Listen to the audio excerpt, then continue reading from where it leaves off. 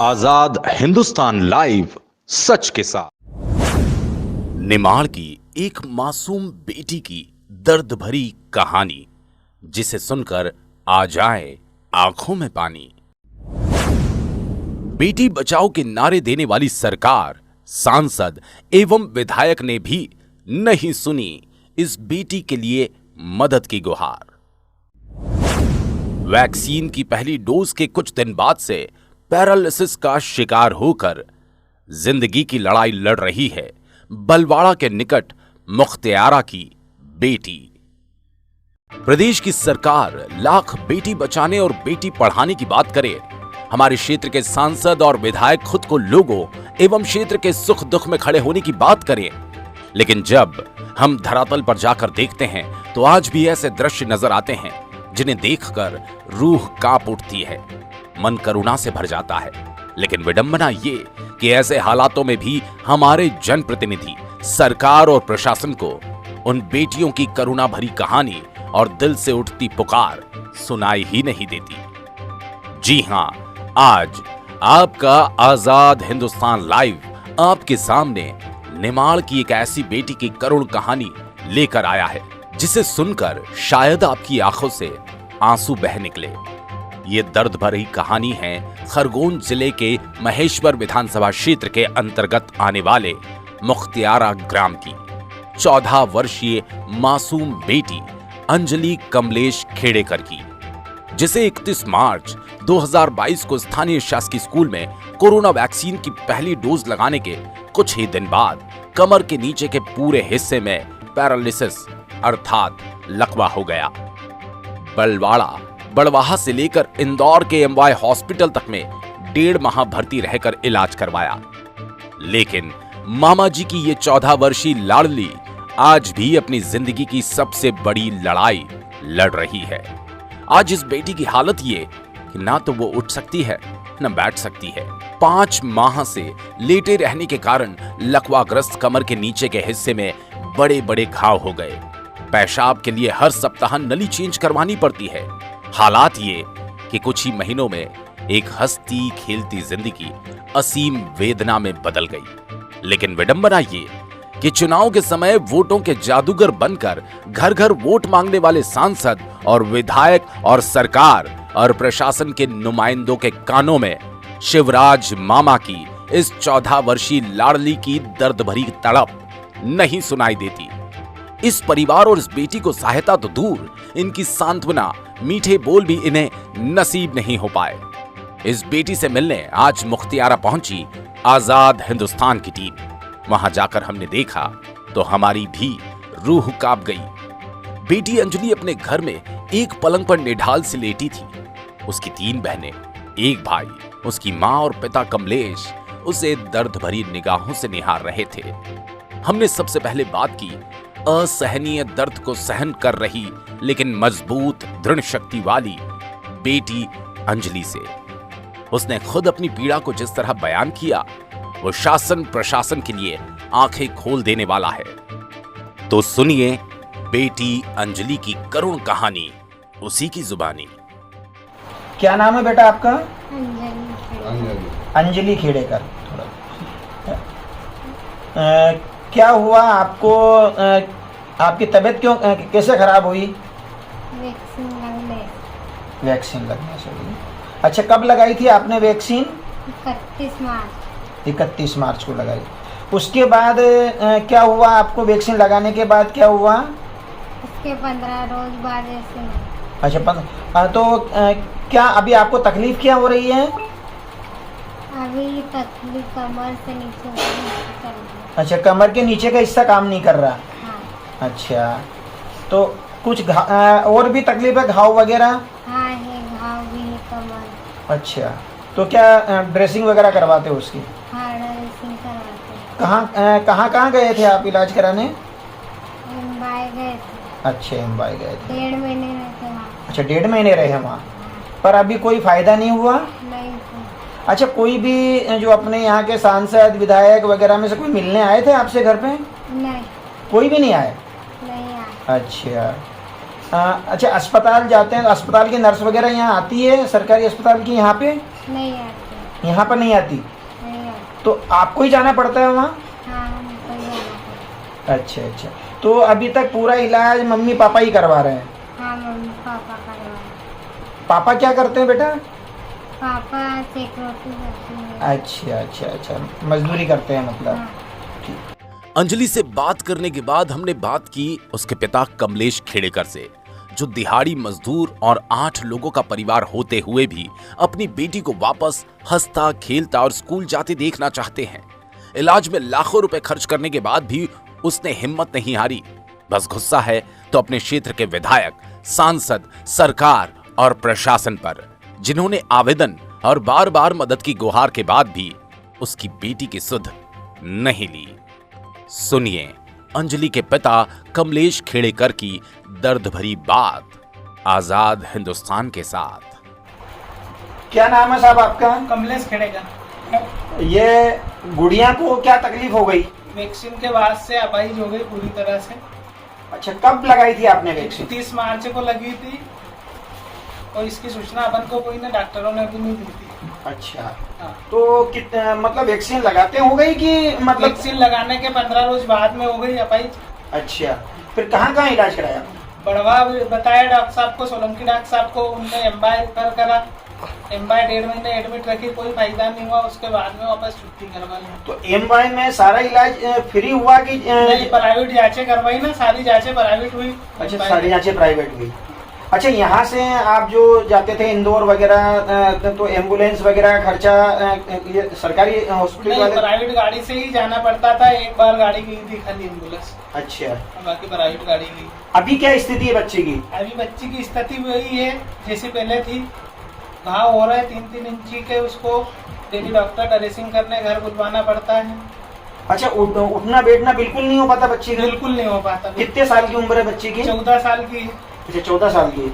अच्छा, आपने सहायता के लिए सांसद, विधायक वगैरह इनसे या जनप्रतिनिधियों से बातचीत करी या? सबसे बातचीत करी है, लेटर भी दिया था, पर कोई अभी तक आया नहीं।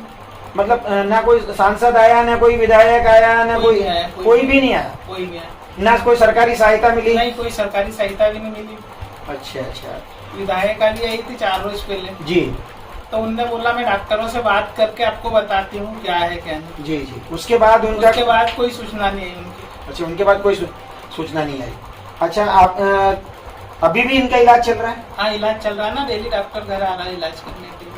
तो बलवाड़ा आप जाते हैं कभी हॉस्पिटल वगैरह? उनका क्या व्यवहार रहता है बलवाड़ा हॉस्पिटल? सरकारी हॉस्पिटल वाले तो कोई सुविधा दे ही नहीं रहे। अच्छा। प्राइवेट गाड़ी करके बाथरूम नली चेंज करवाना पड़ता, कुछ भी करवाना पड़ता तो ले जाना पड़ता बच्ची को यहाँ से गाड़ी करके। अच्छा। डॉक्टरों से बात भी करी सरकारी में, तो बोले नहीं वहाँ नर्स नहीं जाएगी, बोले यहीं आना पड़ेगा। हमने बोला उनकी मजदूरी 200 रुपये फीस जो वो भी दे देंगे, पर मना कर गए डॉक्टर, वहीं ले जाना पड़ेगा। अच्छा, आपके पास में ही अभी नए जनपद के उपाध्यक्ष वीरेंद्र जी माले रहते हैं। हाँ। वो अब इसके लिए प्रयास कर रहे हैं? अब उसके लिए कर रहे हैं ना प्रयास, उन्होंने ही उनसे ही बात हुई थी। अच्छा। और उन्होंने ही कर रहे हैं अब प्रयास। अच्छा, वही प्रयास कर रहे हैं आप हाँ। जनप्रतिनिधियों से बातचीत करने वगैरह के लिए? हाँ, वही कर रहे हैं। ठीक है। अब आप क्या चाहते हैं शासन प्रशासन से? आप क्या चाहते हैं कि क्या सांसद जी, विधायक जी या शासन प्रशासन से आप क्या चाहते हैं? अब यही चाहता हूँ कि जो बच्चे को पैसा लगा वो तो ठीक है, पर बच्ची का इलाज हो जाए, सुव्यवस्थ तरीका से हो जाए, सही साइड बस यही चाहता हूँ शासन से और इनसे। अच्छा, शासन का ये मानना रहता है कि वैक्सीन से ऐसा नहीं हो सकता है ना? तो आप क्या ये मानते हैं कि वैक्सीन से ही हुआ या कोई दूसरे कारण से भी हुआ तो आप इलाज चाहते हैं? हम तो दूसरे कारण से भी हुआ, डॉक्टरों से बात भी हुई एम्बाई में कि हमको इसका कारण बताओ। जी। जांचों के ऊपर कोई कारण डॉक्टरों ने हमको नहीं बताया एम्बाई के अंदर। अच्छा, आज तक कोई कारण कोई नहीं? कारण नहीं बताया कि कौन सी बीमारी है। हमने तो डॉक्टरों से यहाँ तक बोला है कि आप ये तो बताओ कि बीमारी क्या है। वैक्सीन को अलावा तो कोई बीमारी बता नहीं पा रहे डॉक्टर। अपना मूल मकसद ये है कि वैक्सीन से हो या नहीं हो ये हम नहीं कहते, लेकिन जिस भी बीमारी से हुआ हमारी बच्ची का इलाज चाहिए, होना चाहिए। ठीक है, धन्यवाद। जनप्रतिनिधियों में एकमात्र अभी हाल ही में जनपद उपाध्यक्ष बने वीरेंद्र माले हैं, जो इस बालिका और परिवार की मदद के लिए आगे आए। उन्होंने भी कहा कि आज सबसे ज्यादा जरूरत इस बेटी के इलाज की है, जिस पर किसी का ध्यान नहीं। अब हम कोशिश में हैं कि इस बेटी की आवाज शासन प्रशासन तक पहुंचा सके। सुनिए क्या कहते हैं जनपद बड़वाहा के उपाध्यक्ष वीरेंद्र माले जी। आप अभी जनपद के उपाध्यक्ष बने हैं, और आपके ही पास रहने वाले इस खेड़ेकर परिवार की एक बच्ची बहुत नाजुक दौर में है, बहुत तकलीफ उठा रही है। जी सर। क्या प्रयास कर रहे हैं उसके लिए? क्या क्या किया आपने और क्या करना चाहते हैं? क्या शासन से चाहते हैं? जिस समय मेरे को मालूम पड़ा था कि बच्ची की तबीयत खराब हो, जब ये हॉस्पिटल में एडमिट थे, तो राजकुमार भैया के प्रतिनिधि हैं कमल जी परिहार, उन्होंने फ़ोन उनको हमने हॉस्पिटल में भेजा। वहाँ भी कोई ज़्यादा सुनवाई नहीं हो रही थी शासन की। उन्होंने जो भी डॉक्टर से इनका इलाज चल रहा था उनसे हर समय वो मौजूद रही है वहाँ पे। जो भी इलाज की बात आती थी वो कराई। गवर्नमेंट जांचों में दिक्कतें आ रही थी तो डॉक्टर ने प्राइवेट जांचें लिखी कि इसकी बीमारी है क्या चीज़। अपन तो वैक्सीन का ही सोच रहे थे कि वैक्सीन लगी और 7 दिन बाद इनकी तबीयत खराब हो गई। तबीयत खराब हुई तो ये नॉर्मल अपन सोच रहे थे कि हर इंसान को बुखार आ गई कोविड में। फिर उसके बाद में इसका एक पैर गया, फिर धीरे धीरे इसका पूरा शरीर जाने लग गया। इस बीच में डॉक्टर सोलंकी जी के पास में गए, उन्होंने बोला कि इसकी समस्या हमको मालूम नहीं पड़ रही कि बेटी को क्या है, आप इंदौर जाओ प्राइवेट हॉस्पिटल में इसका इलाज कराओ। तो वहाँ से एम्बुलेंस के थ्रू, प्राइवेट एम्बुलेंस है, पैसों के वजह से एमवाई हॉस्पिटल में इन्होंने एडमिट करी। एमवाई हॉस्पिटल के में 1.5 महीने 2 महीने वहाँ पर रही। 1.5-2 महीने में इसकी ना बुखार कम हुई गवर्नमेंट हॉस्पिटल में, ना इसको कुछ फर्क पड़ा, कुछ भी नहीं पड़ा। जांचें सारी हो गई। डॉक्टरों से बस एक ही बात पूछना कि मतलब हुआ क्या इसको ऐसा।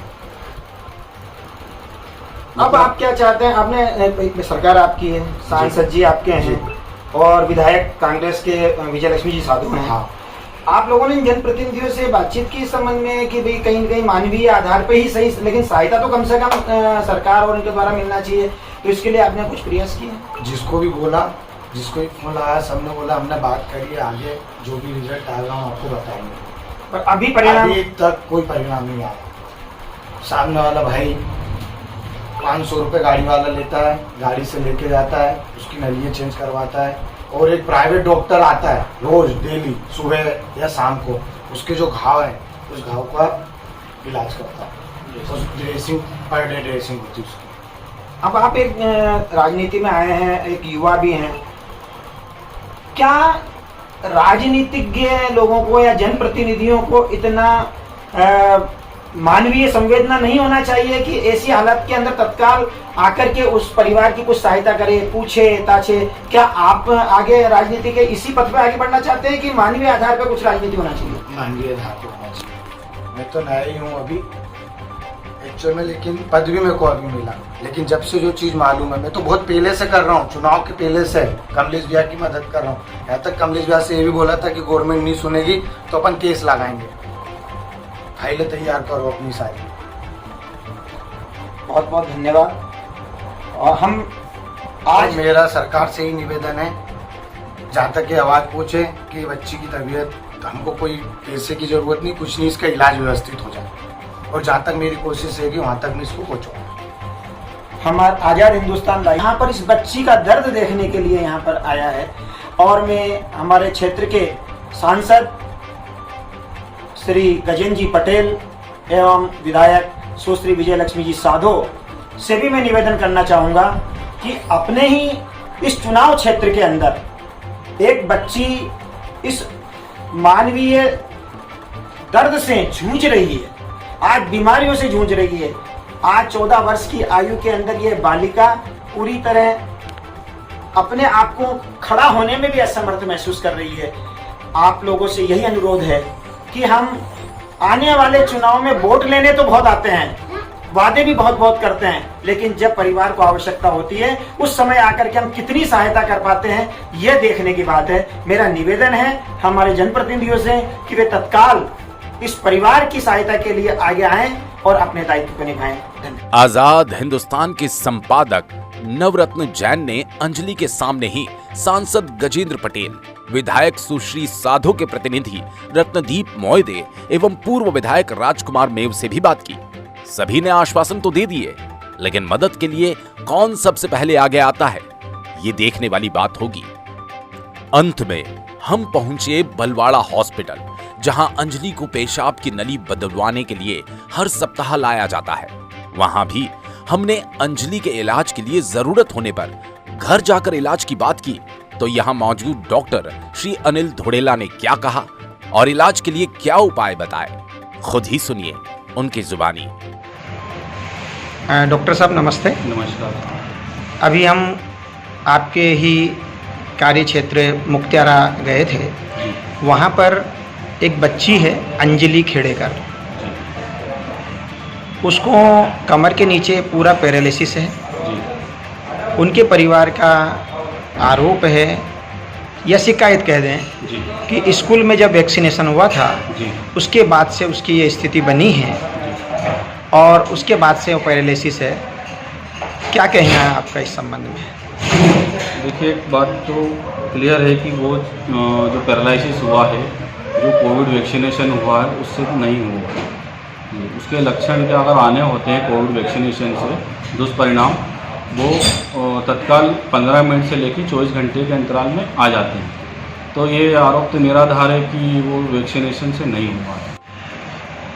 MY में उनका 1.5 महीने इलाज चला जी, लेकिन उसका कोई ट्रीटमेंट हुआ नहीं। पैरालिसिस आज भी है और घाव आज भी हैं। अब वो कैसे अब कहाँ इलाज करवाएं? आपका क्या सुझाव है एक डॉक्टर होने के नाते? मेरा ये सुझाव है कि वो फिर से किसी, जैसे आयुष्मान कार्ड बना हुआ उनका 5 लाख तक की सुविधा मिलती है, वो किसी और मेडिकल कॉलेज में जाएं और वहाँ उनके अपना डायग्नोसिस करवाएं। उसमें पता चल जाए कभी कि किस कारण से हो रहा है, तो उनका इलाज संभव हो सकता है। और अच्छा, उसको क्या है कि लंबे समय से बेड पे बनी रहने की वजह से उसको बेड सोर हो गए हैं। तो उनके पिताजी से मेरी चर्चा हुई थी, तो उनके पास एयर बेड है उनके पास, जिससे कि वो सर्कुलेशन होता है, इससे हवा मिलती रहती है बॉडी को निचले स्तर पे। अच्छा सर, उनकी एक शिकायत कह दें अपन कि बलवाड़ा शासकीय हॉस्पिटल हमारे बिल्कुल नज़दीक है जी, लेकिन और इस बच्ची की स्थिति ऐसी नहीं कि बार बार हम उसको ले जा सकें पैरालिसिस की वजह से।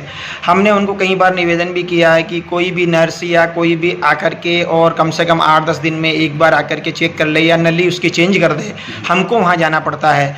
ये उनकी शिकायत है। तो क्या ऐसा संभव है या अपन कर सकते हैं, एक मानवीय आधार पर कर सकते हैं, या कुछ आप उसमें मदद कर सकते हैं? देखिए, अभी हमारे पास स्टाफ की भी वैसे कमी है और अभी तक उच्च अधिकारियों द्वारा से कोई निर्देश नहीं मिले कि किसी को भी घर जाके इसमें ट्रीटमेंट दिया जाए या कुछ चेंज नली वगैरह बदल दी जाए। फिर भी मैं हो सकता है कि मैं उच्च अधिकारियों से चर्चा करूंगा, वो क्या मार्गदर्शन मुझे देते हैं, फिर मैं और उनका और मार्गदर्शन मिलता है कि वो घर जाके स्टाफ नर्स को बोलिए कि वहाँ पे जाके उसके यूरिन पाइप चेंज करवा दीजिए, तो मैं फिर करवा दूँगा। धन्यवाद सर। जी, आपका शुभ नाम sir? Doctor Anil Ghodela, medical officer, प्राथमिक स्वास्थ्य केंद्र बलवाड़ा।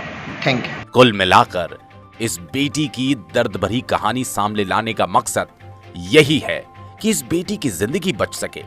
उसका परिवार अंजलि की इस हालत के लिए वैक्सीन को जिम्मेदार मानता है, लेकिन आजाद हिंदुस्तान का केवल यही कहना है कि अंजलि के हालात किसी भी कारण से हुए हो, लेकिन बेटी बचाने का नारा देने वाली सरकार, उसके नुमाइंदे, सांसद एवं विधायक को इस लाडली की मदद के लिए आगे जरूर आना चाहिए। बड़वाहा से चीफ एडिटर नवरत्न जैन की रिपोर्ट।